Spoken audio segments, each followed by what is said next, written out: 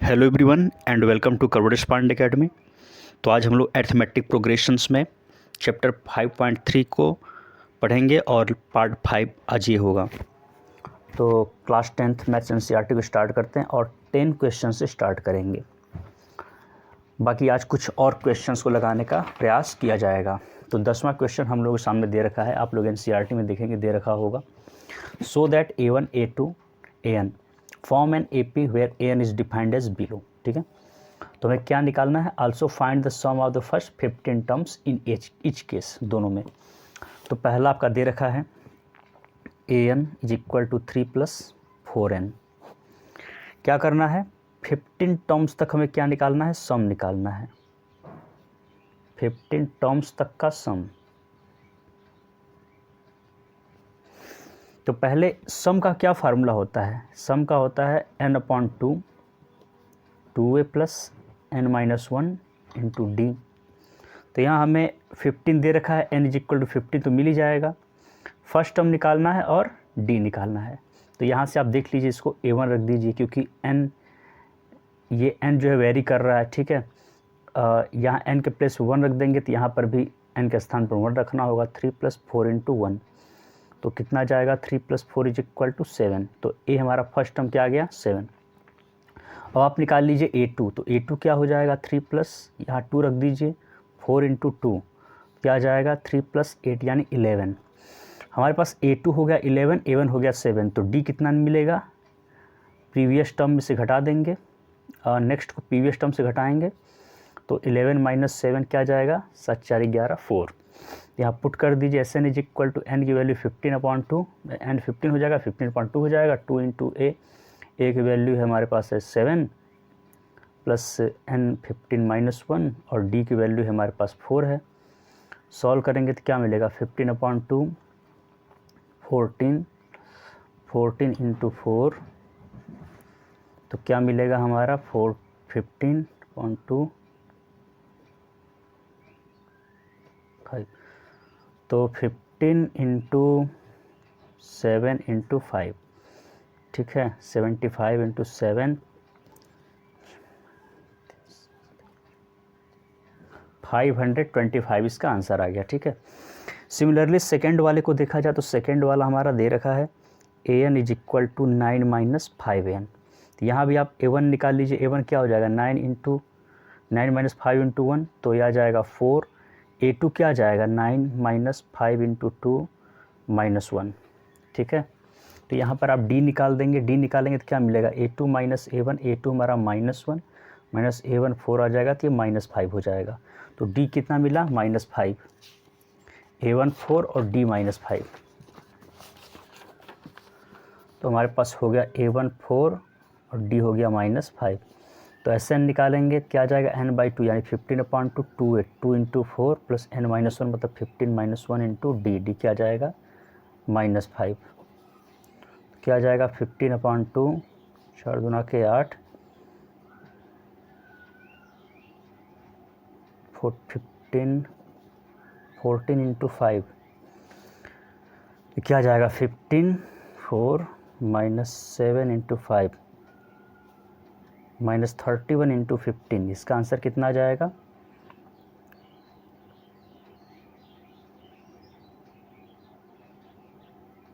-465। ठीक है, इसका ये आंसर हो गया। तो इसी तरीके से हम लोग देखते हैं, नेक्स्ट क्वेश्चन की तरफ चलते हैं।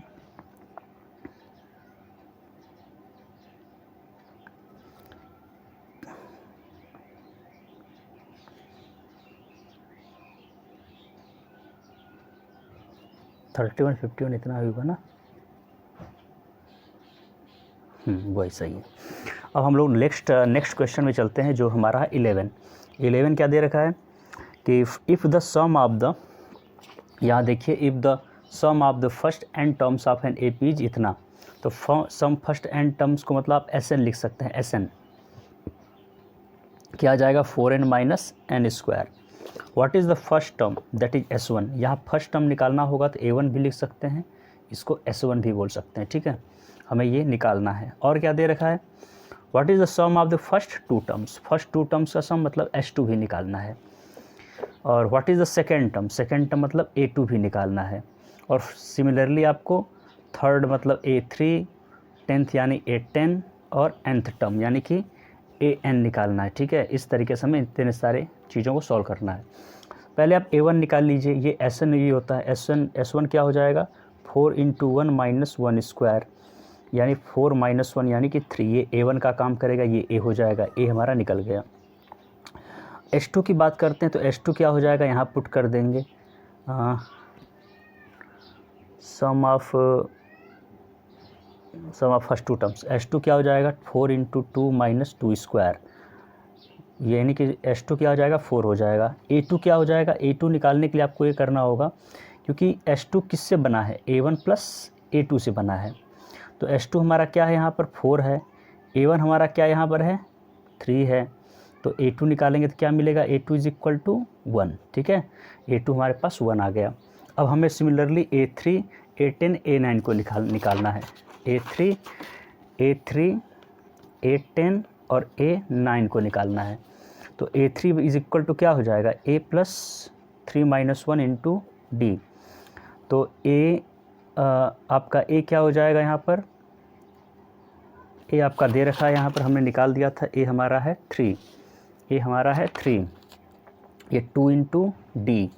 और D की वैल्यू आप कैसे निकालेंगे ये देख लीजिए, क्योंकि हमारे पास A2 हमारा यहाँ से 1 आ गया, A2 हमारे पास 1 है और A1 हमारे पास 3 है, तो कम करेंगे A1 में से A2 में से A1, तो D बराबर क्या आ जाएगा 1 - 3 - 2, तो -2 यहाँ रख देंगे, 3 + 2 × -2 7 -2 ही है ना, हाँ 7 - 4 ये आ जाएगा 3। ठीक है, A3 हमारे पास क्या आ गया 3। उसी तरीके से A10 निकालेंगे, A10 क्या आ जाएगा A + 9D।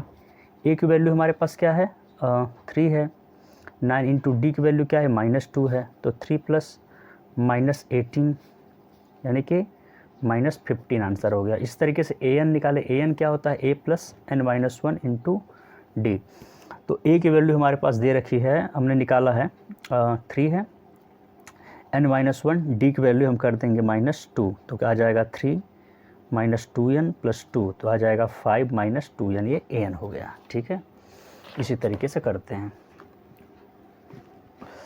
अब 11 के बाद 12 में आते हैं। 12 क्या पूछ रहा है ये देख लीजिए, 12 दे रखा है find the sum of the first 40 positive integers divisible by 6। 6 से डिविजिबल होगा तो पहला 6 ही होगा, उसके बाद 12 होगा, फिर उसके बाद 18 होगा। इस तरीके से हमें TN टर्म तक निकालना है, यानी कि T15, चाहे A इसको आप 11 में 12 दे रखा है A15 40 मानना है, A40 टर्म तक निकालना है। तो यहाँ पर A आपका 6 दे रखा है, इस पर कॉमन डिफरेंस क्या है 6 का ही है, और N कितना हो गया 40 हो गया। तो हमें क्या निकालना था, यहाँ पर सम निकालना था। SN = क्या हो जाएगा n/2 और 2A + n - 1 × D। n/2 मतलब 40/2, 2A मतलब 2 × 6 + n - 1 40 - 1 × D, D मतलब 6, कितना हो जाएगा 20 12 39 × 6, तो टोटल कितना आ जाएगा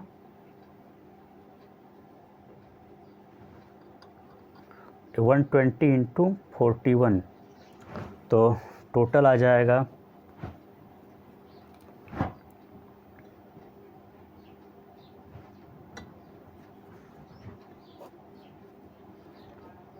4920, ये इसका आंसर आ गया।